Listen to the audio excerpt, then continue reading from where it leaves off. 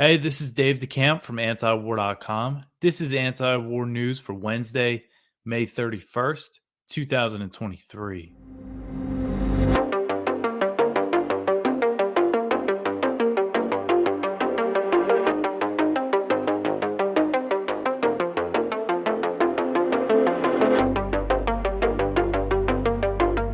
All right, the first story at the top of antiwar.com today. Ukraine is pushing for a roadmap to NATO membership. So, a Ukrainian official this week was pushing for a stronger commitment from NATO during the annual GlobeSec Forum in Bratislava, Slovakia. So, this is Olha Stefanishina. She is Ukraine's deputy prime minister for European integration.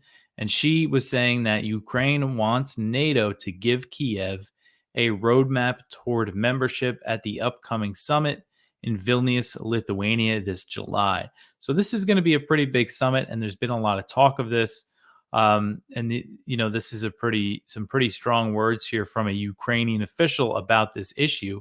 So Stefanishina said, quote, Vilnius should give a clear signal that politically Ukraine is invited to join NATO. We need a unified commitment of all member states, end quote. So Ukraine was first promised that it would eventually become a NATO member back in 2008. And they promised that despite warnings from the US ambassador to Russia at the time, who was William Burns, who is now the head of the CIA. At the time, he said in a cable to Condoleezza Rice that Ukrainian entry into the alliance, into the NATO alliance, was the brightest of all red lines for Moscow. But Kiev was still given the promise. But they have not been given, a timeline or a real roadmap on when they can actually join the alliance. And there is an understanding among NATO members that Ukraine cannot join the alliance while it's actively engaged in a war with Russia. At the Vilnius summit, the alliance is expected to announce new forms of support with a focus on making Ukraine's military more interoperable with NATO. And we've also seen these reports that they're thinking about an Israel model, which, would not include an Article 5 style, mutual defense guarantee, but it, would mean lots of military aid. But these commitments are not good enough for Kiev. They want more of a concrete, promise when it comes to their future membership. So Stefanishina, she said that being stuck in the same place that Ukraine is now in respect to NATO membership would be totally unacceptable. And some European officials who attended this summit, this GlobeSec summit, seemed to agree with what she had to say. Estonia's defense minister said, quote, what we have to push in Vilnius is that there has to be a clear understanding of what are the next steps for Ukraine, end quote. So the Czech Republic's foreign minister also expressed support for giving Ukraine some sort of guarantee like this, saying that his wish list for the upcoming NATO summit includes Sweden joining the alliance, which is something the US is really pushing Turkey to agree to now that the elections are over and Erdogan won. But this Czech official also wants Ukraine to be formally invited to join the alliance. But he did acknowledge that it's a complicated matter. And according to recent media reports, the US is hesitant to give Ukraine any kind of promise like this, as are the Western European countries, Germany and France. But NATO foreign ministers are actually meeting in Oslo on Wednesday and Thursday this week. And during those meetings, they are expected to debate this issue. So this is something that they want to work out, what they're going to do at this summit in Vilnius in July beforehand. So that's going to be, a big part of the conversation when they meet this week. And whatever the NATO countries decide, basically, we know that they're going to announce some sort of new future support for Ukraine. And, all this is going to do is prolong the war, as we know that one of Russia's main motivations for invading Ukraine was its alignment with NATO. And Russia's primary demand during those short lived negotiations that took place in the early days of the conflict, their primary demand was Ukrainian neutrality. And recently they've said that, that it's neutrality. It's all about Ukraine's neutrality. So big promises from NATO is not going to help bring this war to an end. All right. So the next one here, a drone swarm hits Moscow in the largest attack on the city of the war. So this was really the big news on Tuesday. Russian authorities said that 8 Ukrainian drones targeted civilian areas of Moscow, marking the largest attack on the capital city since Russia launched its invasion of Ukraine last year. Moscow's mayor said that the drones only caused insignificant damage to residential buildings and that 2 people were treated for minor injuries but did not need hospitalization. The Russian Defense Ministry said that 5 of the drones were shot down and 3 were downed using electronic warfare capabilities. Russian President Vladimir Putin said that the drone attack was an attempt by Ukraine to intimidate Russian civilians. The attack came as Russia had stepped up its bombardment of Ukraine. Ukrainian covert attacks have really increased inside Russia in recent months. We've seen a lot of these. Kiev does not officially take credit for the operations, but Ukrainian officials have strongly hinted at their involvement. And this is Mikhailo Podolyak. He is an aide to Zelensky. He said, quote, "Of course, we are pleased to watch and predict an increase in the number of attacks. But of course, we have nothing directly to do with this," end quote. So it was interesting. Last week, the New York Times reported that U.S. officials believe, either one of Ukraine's military or intelligence services was behind the drone attack that targeted the Kremlin in early May and other covert attacks inside Russia. The report said that this is basically the U.S. view, apparently, is that they don't think Zelensky is signing off on each covert action. They suspect that, he gave kind of a general okay to this covert campaign. But we also do know from some of those Discord leaks that Zelensky was proposing major attacks inside Russia. Ukrainian attacks on Russian territory, of course, risk a major escalation of the war, especially if Russia thinks that the operations are supported by the U.S. and NATO. So, responding to the news of Tuesday's drone attack, the White House said that it does not support Ukrainian operations inside Russia. However, they do support Ukrainian attacks on Crimea, which Russia absorbed in 2014. And of course, Ukrainian attacks on Crimea in the eyes of Moscow would be just as provocative. But they are trying to at least distance themselves from this attack in Moscow and other attacks inside, I guess, what you call mainland Russia. Although there was the raid in Belgorod where those groups used American armored vehicles in the attack. So over in the UK, the British Foreign Secretary James Cleverly, he was asked about this attack, and he, didn't really try to distance the UK from these sorts of operations, and said that Ukraine has the right to hit targets inside Russia. He didn't say anything about but they shouldn't use British provided weapons. He said, quote, "Ukraine does have the legitimate right to defend itself. It has the legitimate right to do so within its own borders, of course, but it also does have the right to project force beyond its borders to undermine Russia's ability to project force into Ukraine itself," end quote. So, it seems like we're just going to see more and more of these types of attacks inside Russia. All right, the next one here, this is from Kyle Anzalone over at the Libertarian Institute. Ukraine calls for a massive demilitarized zone inside of Russia. So this shows, kind of the demands that Ukraine are making right now are just completely unrealistic. So as a condition for ending the war, this is Podolyak again, an aide to Zelensky. He's demanding that Russia remove its military forces along its border with Ukraine. Kiev hopes the area within Moscow's borders will be manned by international forces. So he wants a 100 to 120 kilometer demilitarized zone within Russia. So again, it's just a completely unrealistic demand. And we know that Ukrainian officials are saying, Russia must withdraw from all the territory it's captured, including Crimea, for peace talks to even happen. They want war crimes tribunals before talks can happen. And now they're calling for this demilitarized zone. So I think this is a sign that, despite there are some efforts by China and other neutral countries, to push for peace talks. But I think this is a sign that as long as Ukraine keeps getting the support from NATO, they're not gonna back down on any of their demands. All right. The next one here, NATO members mull secret plans for responding to Russia attacks. So this is over at Responsible Statecraft, and I covered this recently. Just thought this was a good article, so we put it up here.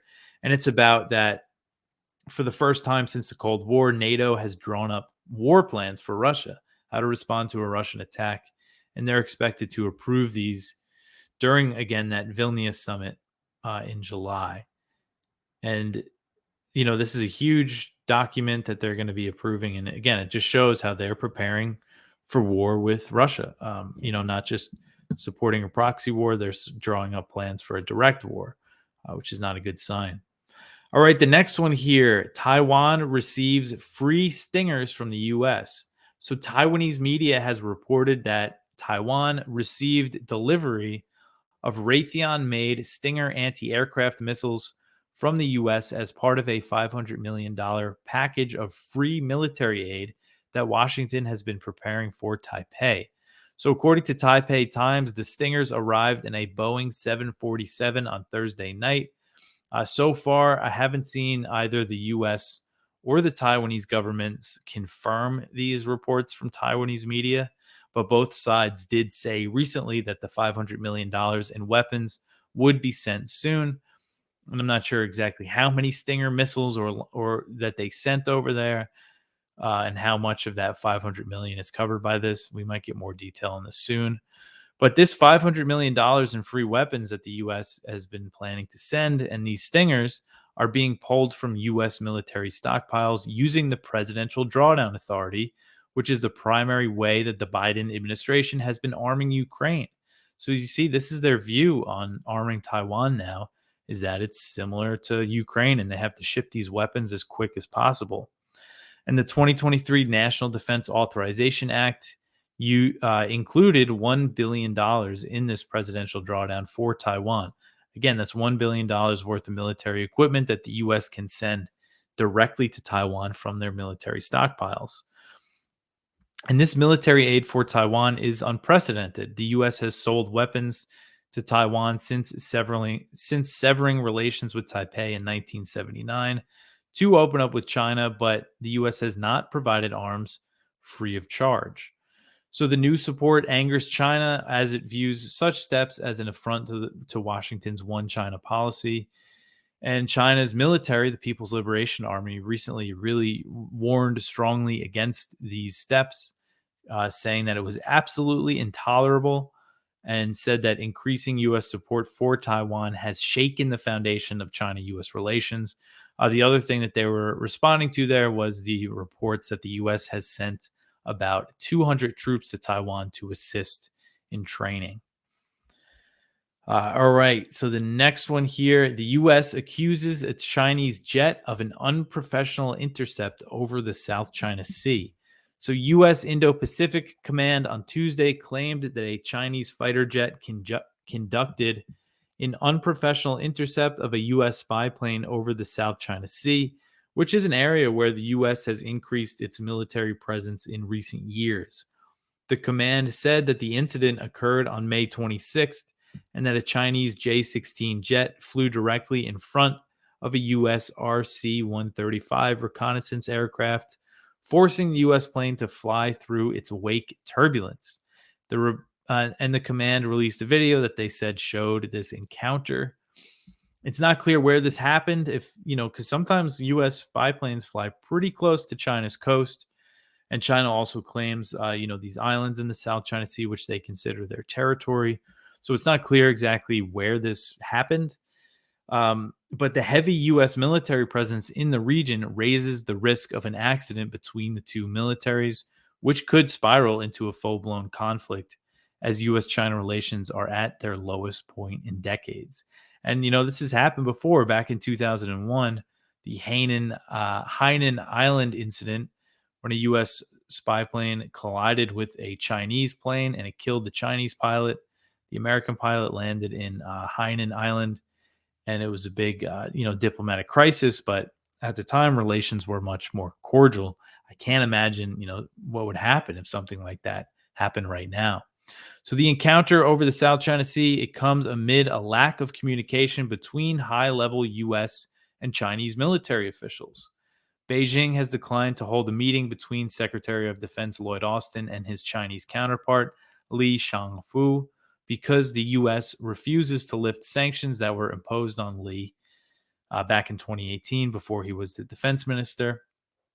So the U.S. has really stepped up its military activity in the South China Sea in recent years to challenge China's claims to the waters, and it's also just part of the U.S.'s overall strategy against China. According to the South China Sea Probing Initiative, which is a Beijing based think tank, the U.S. conducted about 1,000 surveillance flights over the South China Sea in 2022. So the U.S., again, I don't know if people realize how active the U.S. military is over this sea. All right, the next one here, the U.S. kicks Kosovo out of military drills. So the U.S. has actually taken action against Kosovo, this is very surprising. So the U.S. ambassador to Kosovo announced on Tuesday that Washington was kicking Pristina out of the U.S.-led Defender Europe military exercises over its treatment of the ethnic Serb population of northern Kosovo. So this move was a punishment for Kosovo trying to forcibly install ethnic Albanian mayors in 3 Serb majority towns. The mayors won office in elections that were boycotted by the Serbs. None of them voted, and they've never accepted Kosovo's independence from Serbia, which was formally declared in 2008. When Kosovo police used force against Serb protesters on May 26th, Secretary of State Antony Blinken slammed the move and blamed Kosovo for the tensions, which, again, I was talking about this yesterday, but it's a very rare move, very surprising to see, because the U.S. is one of the staunchest supporters of Kosovo's independence. Blinken said that Kosovo's actions will have consequences for the U.S.'s bilateral relations. So Hovenier, this is Jeffrey Hovenier. He's the U.S. ambassador to Kosovo. He said that suspending Kosovo from the Defender Europe exercises was one consequence, and he signaled that other action might be taken. He said that they've asked Kosovo to take steps toward reducing tensions in the north, and they haven't responded to those requests, so the U.S. is analyzing what further actions they might take. The U.S. wants Kosovo's government not to insist that the mayors work from the municipal buildings that have been blocked by protesters.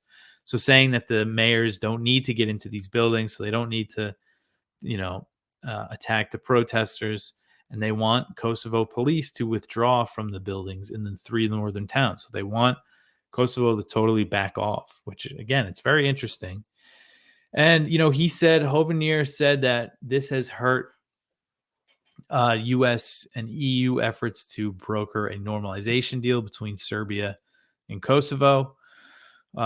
So just very interesting. And NATO, at the same time, while you have the U.S. saying this, NATO is sending more troops to Kosovo, which is definitely concerning in response to the KFOR, which is Kosovo Force, the NATO presence there that's been there since the 99 bombing campaign. They're sending 700 more troops into Kosovo. So there's about 3,800, if I have that number right, NATO troops in Kosovo. So it's going to bring the number up to around 4,500. So, who knows what that could turn into.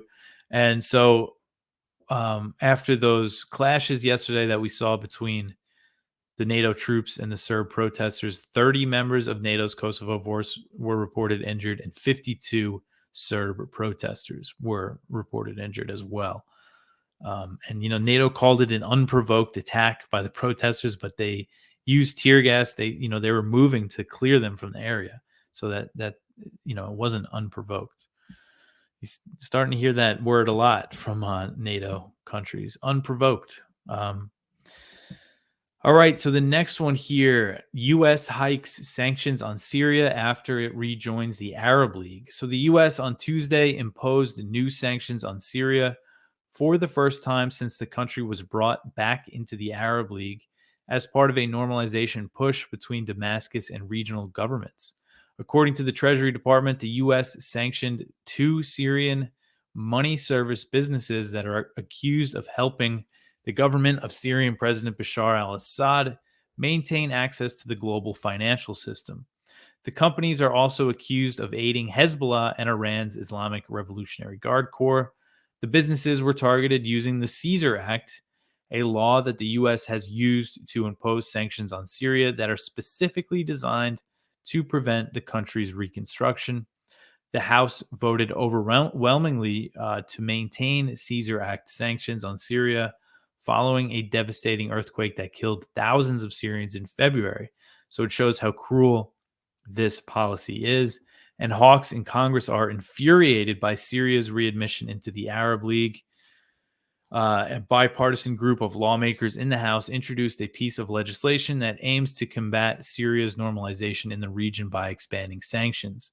And because they are designed to prevent Syria's reconstruction, U.S. sanctions on the country have had a devastating impact on the civilian population.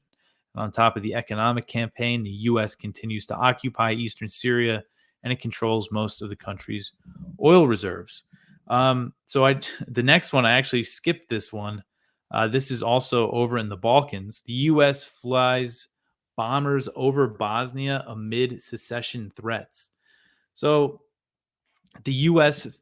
Flew two B-1B bombers over Bosnia and Herzegovina on Tuesday in a show of force meant as a warning to Milorad Dodik, who's the leader of the semi-autonomous Serb Republic within Bosnia known as Republika Srpska.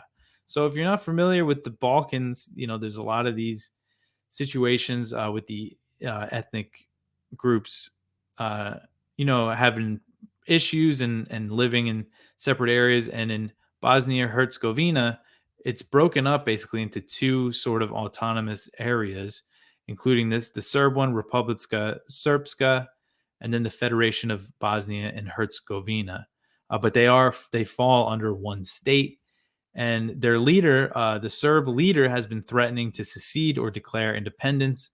Right now, I think there's been other disputes, but this is over a property law that he wants for his own area.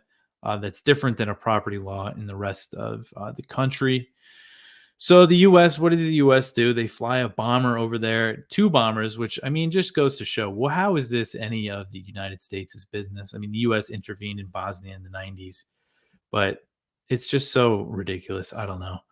But the U.S. ambassador to Bosnia, Michael Murphy, said that the bomber flights were a demonstration of a rock-solid commitment to the sovereignty and territorial integrity of Bosnia-Herzegovina. So while flying over the country, the B-1B bombers also participated in exercises that involved Bosnia's military and U.S. Special Operations Forces. Murphy said that the U.S. is committed to its relationship with Bosnia's armed forces in the face of an acute threat from malign actors outside. And that sounds like it's a reference to Russia. Dodik is pro-Russia. He was recently in Moscow. So seems like they're trying to blame what he's saying, what he's doing on Russia. But I don't think, Russia has any interest in really stoking things up in Bosnia right now. It just seems like nonsense. And he said that the U.S., so Dodik, the Serb leader in Bosnia, said that the U.S. was disrespecting the country's sovereignty by flying these bombers. And now this could also potentially be a show of force.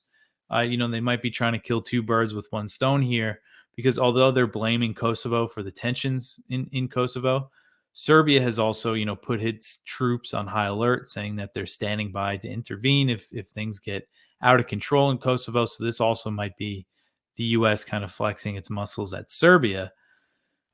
So it's just, just shows how involved the U.S. is in this part of the world.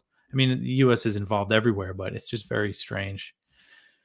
But that's it for the news. Go check out our viewpoints. We have one from Medea Benjamin and Nicholas J.S. Davies. When will the U.S. join the global call to end the Ukraine war? We have one from Ted Snyder. Is the U.S. losing control of Ukraine? One from Lori Calhoun. Turn off. Do not automate the killing machine. One from Carolyn Einsberg. 100 years of Henry Kissinger. He just had his 100th birthday. And one from Judd Legum. There is always more money for defense contractors. That is it for me for today. You could always support us at antiwar.com/donate. Like and subscribe to the show on YouTube. Share it around. Tell your friends. I'll be back tomorrow. Thanks for listening.